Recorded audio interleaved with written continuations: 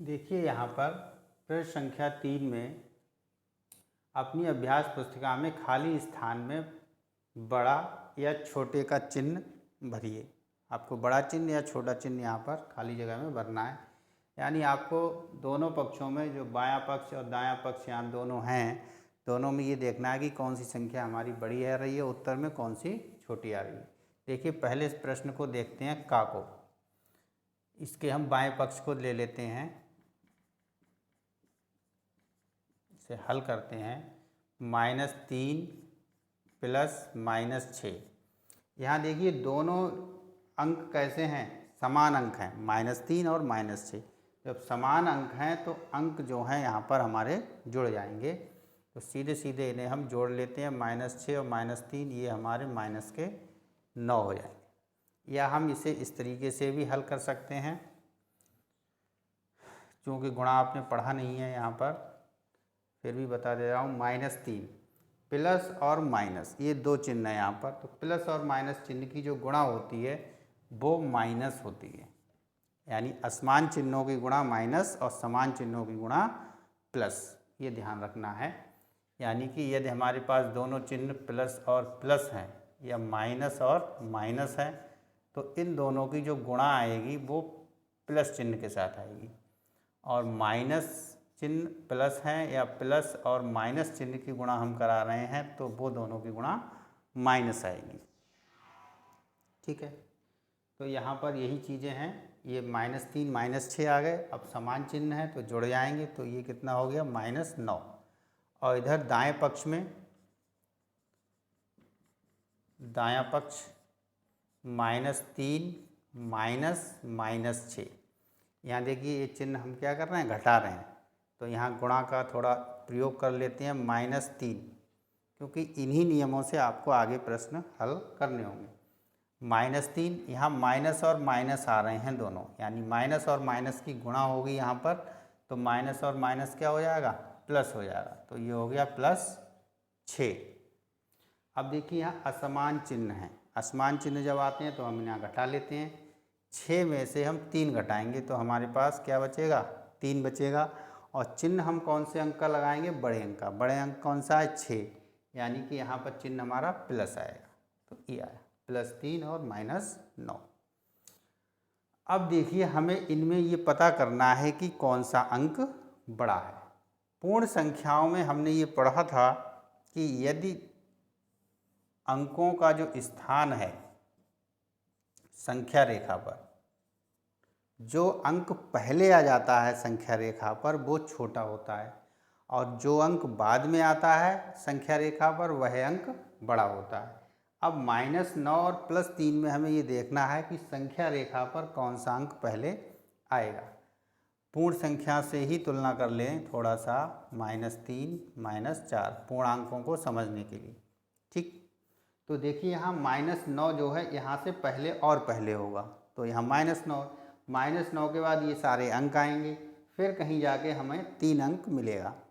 ठीक, तो -9 अंक पहले आ जाएगा।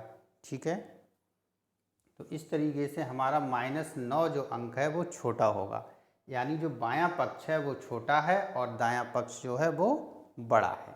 तो यहाँ पर आंसर में हम इस तरीके से चिन्ह लगाएंगे। जो नोक है वो छोटे के लिए प्रदर्शित करती है और जो खुली हुई जगह है वो बड़े के लिए प्रदर्शित करती है। यहाँ तक बात समझ में आ गई।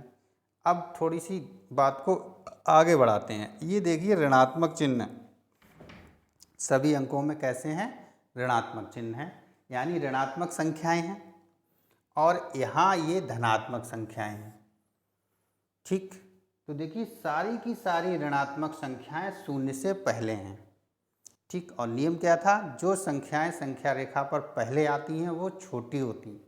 यानी यहाँ से हम ये नियम निकाल सकते हैं कि सभी ऋणात्मक संख्याएं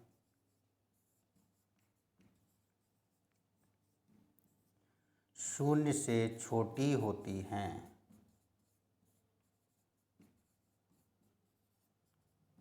बात समझ में आ गई, क्यों होती हैं, क्योंकि ये संख्या रेखा पर 0 से पहले आ जाती हैं। ओके, अब यदि ऋणात्मक संख्याएं शून्य से छोटी होती हैं तो क्या धनात्मक संख्याओं से छोटी होंगी या बड़ी होंगी? ये बात आप स्वयं समझ सकते हैं। जब शून्य से छोटी है तो धनात्मक संख्याओं से भी छोटी होंगी। क्यों? क्योंकि धनात्मक संख्याओं से भी ये पहले आ जाती हैं। और यदि शून्य से छोटी है और शून्य जो है इन धनात्मक संख्याओं से छोटा होता है, इसलिए भी हम कह सकते हैं कि सारी ऋणात्मक संख्याएं धनात्मक संख्याओं से छोटी होती हैं। ठीक है, जिस तरीके से समझना चाहें आप समझ सकते हैं। वैसे सरल यही है, ऋणात्मक संख्याएं धनात्मक संख्याओं से पहले आती हैं, इसलिए ऋणात्मक संख्याएं हमेशा धनात्मक संख्याओं से छोटी होती हैं। तो ये दूसरी बात भी आप नोट कर लें, ध्यान रखें। ऋणात्मक संख्याएं धनात्मक संख्याओं से, या ऋणात्मक पूर्णांक लिख सकते हैं आप, ऋणात्मक पूर्णांक धनात्मक पूर्णांकों से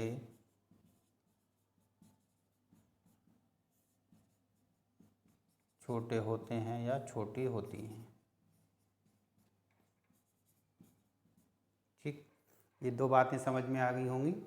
सभी ऋणात्मक संख्याएं शून्य से छोटी होती हैं, सभी ऋणात्मक संख्याएं धनात्मक संख्याओं से छोटी होती हैं। इसका उल्टा हम कह सकते हैं, सभी धनात्मक संख्याएं ऋणात्मक संख्याओं से बड़ी होती हैं, सभी धनात्मक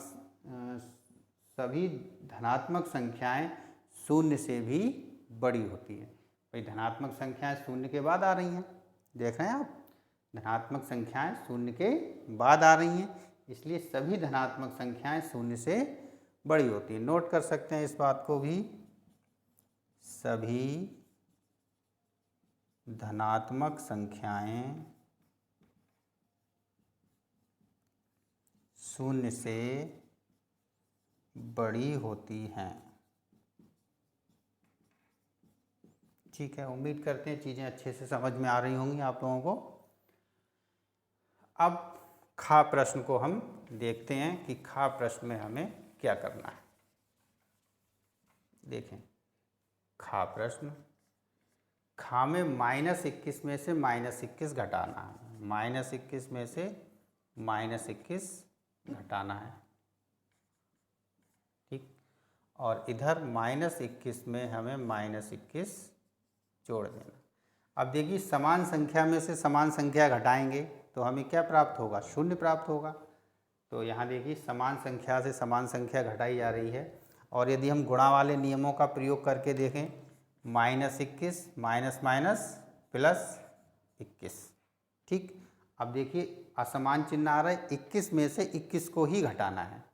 तो आप समान संख्या से समान संख्या घटाएंगे तो क्या आएगा? शून्य। घटा के देख लें आप अलग से, 21 में से 21 घटाएंगे तो शून्य प्राप्त हो जाएगा।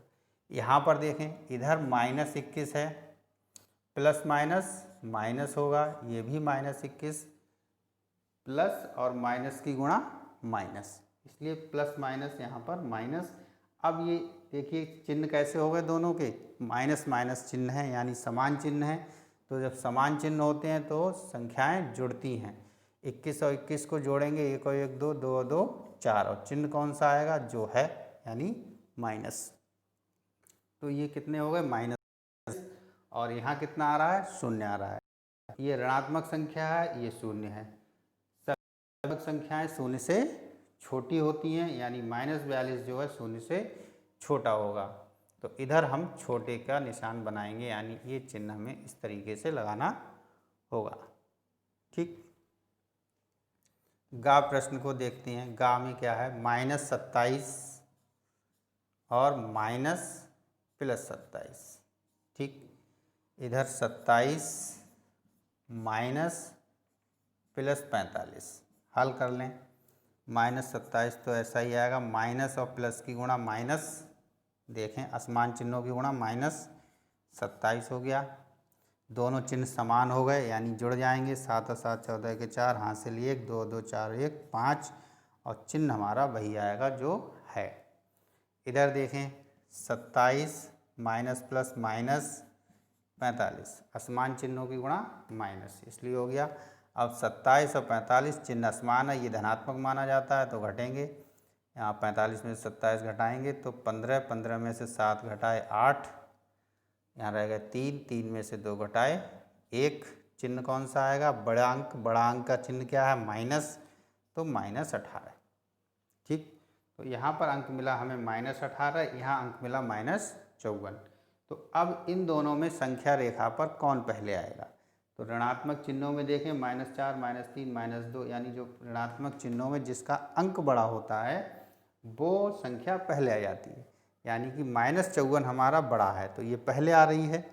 पहले आने का मतलब -54 -18 से छोटी होगी, तो -54 जो है छोटा है, तो यहाँ पर ये चिन्ह इस तरीके से हम लगा देंगे। इस तरीके से हमारा ये प्रश्न संख्या 3 हल होता है। बहुत ही ध्यान से करना है, प्रैक्टिस करनी है, क्योंकि इसमें जोड़, घटाना, गुणा, इन तीनों के नियमों का प्रयोग यहाँ पर हमने कर लिया है और इसे सीखा है, इसलिए इसे बहुत अच्छे से करें। अगला प्रश्न देखते हैं।